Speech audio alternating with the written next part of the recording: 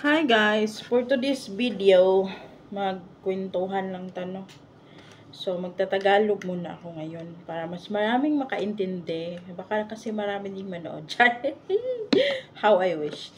So, tuloy-tuloy pa rin tayo sa pagpa-vlog kahit walang kabuluhan yung ating mga sinasabi. Malay mo balang araw may kabuluhan na to. Go lang go. Go lang ng go. Walang atrasan to. May cellphone naman tayo. May wifi naman tayo. May mukha naman tayong harap kahit na kalaki nitong mukha na to, kahit hindi to kasya sa camera, iharap pa rin natin to sa camera. So guys, for today's video, magkukwentuhan tayo. Kukwento ko sa inyo yung mga pangyayari kahapon dito sa bahay namin. Bahay ng boss ko.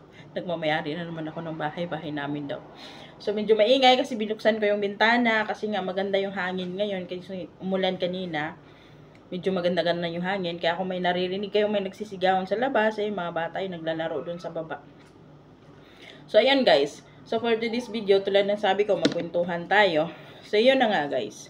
Kahapon kasi, yung boss ko, nag-grocery siya ng madamihan na. Madamihan na para dadalhin namin sa Saudi. Pag pupunta kami doon, pag wala nang pasok yung mga bata, so nag-grocery siya ng maraming manok, kasi frozen naman yun, naka-freezer, so hindi masisira. Madaming manok, mantika, madaming milk, yung mga basic needs lang sa bahay, yung nagagamit natin sa kusina, usually. Wala mo ng groceries na pang snacks, yung mga, ganun muna, yung pangunahing pangangailangan ng bahay. So, nag-ano yung boss ko, isang sakong asukal. So, ang inano ng boss ko, inutusan niya yung kapatid niya para mag-grocery. So, ang nangyayari, bumili yung kapatid niya ng 3 sakong bigas, 1 sakong sugar, tapos 3 karton ng mantika, tapos yung laman nun, 6 na galon bawat karton. Tapos yung palaman, manabihan na, fresh milk, tapos powdered milk, tapos ano pa yung iba. Basta nag-grocery na siya ng maramihan na, yung pang basic needs lang sa kusina natin.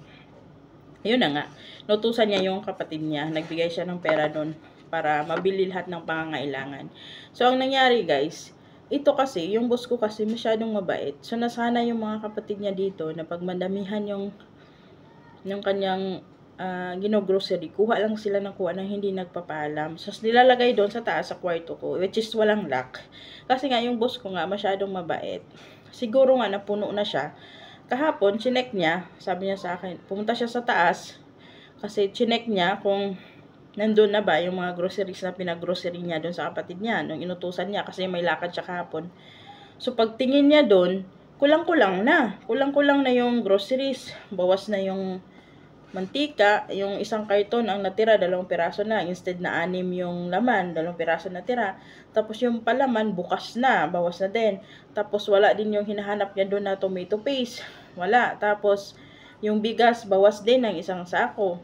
Tapos di kami sure kung ilan yung nabawas ng manok, kasi dapat usually 8 karton dapat yung binili. Tapos yung nandun sa taas, mga 5 lang. So, nasaan? Binaba ni Busing dito yung isa. So, baga 5 sa taas, dito isa, 6. So, nasaan yung 2 karton? Yun, nawala. Tapos, nandun pala, nalaman namin, dito pala sa kabilang bahay, doon sa kapatid niya na mayabang, manyakis. Ang yabang-yabang, mga alok ng pera sa katulong. Kasi, magbabayad daw siya ng pera, basta magpajugjug yung katulong. Tapos, ang yabang-yabang, hindi naman makabili ng bigas. Mangunguha lang doon sa kapatid niya. So, yung kapatid ko na bad trip na. Yung boss ko na bad trip na. So, ayan, bumili siya ng lock na malaki.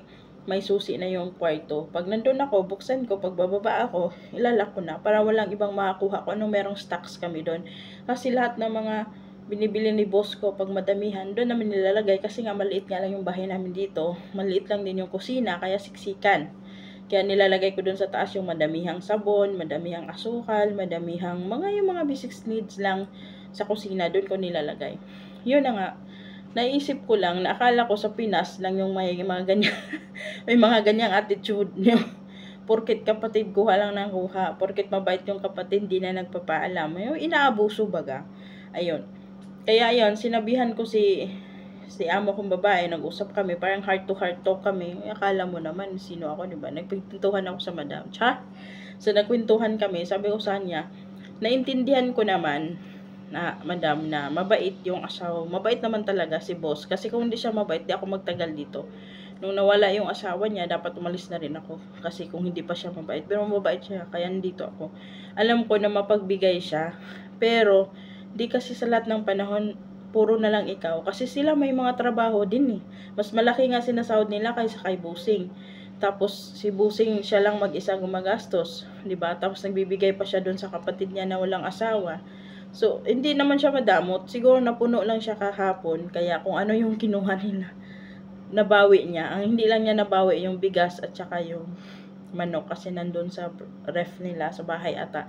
Tapos yung bigas nandun sa kwarto ng katulong nila nakalak ata ay hindi nakukuha. So napuno na yung boss ko.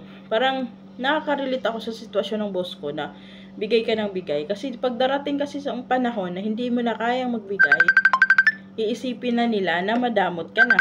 Yun guys, naputol yung video natin. Tumawag yung asawa ko. Ang kulit ng asawa ko. Charot. So, ayan. Yan nga, sabi ko dun sa asawa ng boss ko na hindi porket mabait ka, ay ikaw na lang lahat. Kasi nasubukan ko yan sa Pilipinas. Bigay ako ng bigay. Hanggang sa wala nang natira sa akin, puro ako bigay. Tapos nung dumating yung panahon na gusto ko nang umayaw, ay hindi na ako makapagbigay. Kasi nga, gusto ko nang magbukod, gusto ko nang magkaroon ng sariling pamilya, gusto ko nang makita ko ano yung pinaghirapan ko, ayoko nang magbigay. Ang nangyari, masama ka ng tao. 'Di ba? Kaya, hindi sa lahat ng panahon, nagbibigay tayo. 'Di ba? Tulad niya, nakikita naman natin, may trabaho naman siya. Mas maganda yung trabaho niya, pulis siya eh. So, mas malaki yung kita niya kaysa boss ko. Security lang yung boss ko. Pero yung boss ko, sinisikap niya maka-provide lahat.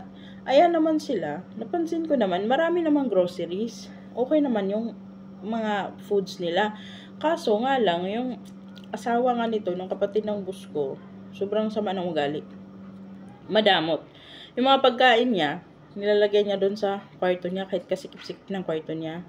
Tapos ilalabas niya lang pag malapit na mag-expired. So, paano nakakainin ng mga anak niya? Kaya yung mga anak niya, pag napunta sa ibang bahay, kala mo gutom na gutom. Kasi kung may pagkain tinatago ng asawa niya, ito naman yung kapatid naman ng boss ko, di naman mapagsabihan yung asawa niya.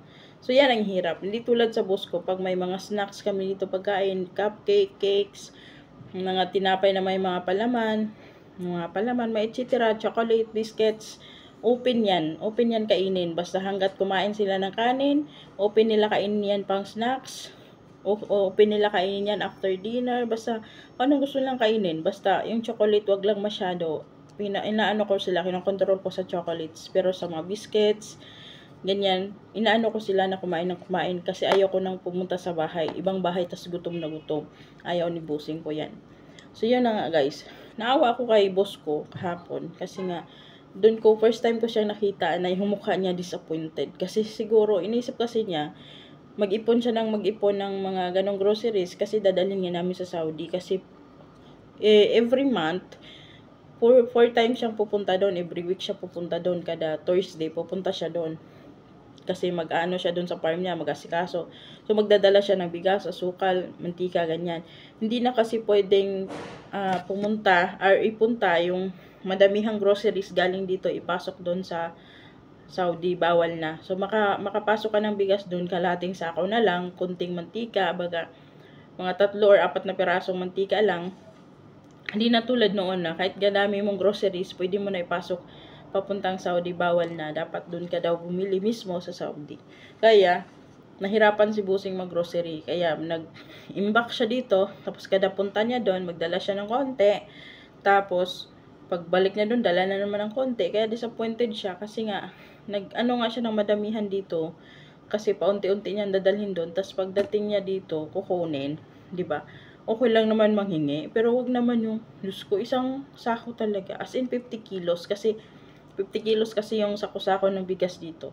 50 kilos, tas isang buong manok na isang karton na yung laman nun is 10 piraso na frozen, tapos mga 1 kilo siya, so mga 10 kilos na. So, nakaka-disappoint, kasi nga, pare-parehas naman sila may trabaho, pare-parehas silang may mga anak, so dapat respeto sa kanya as kapatid.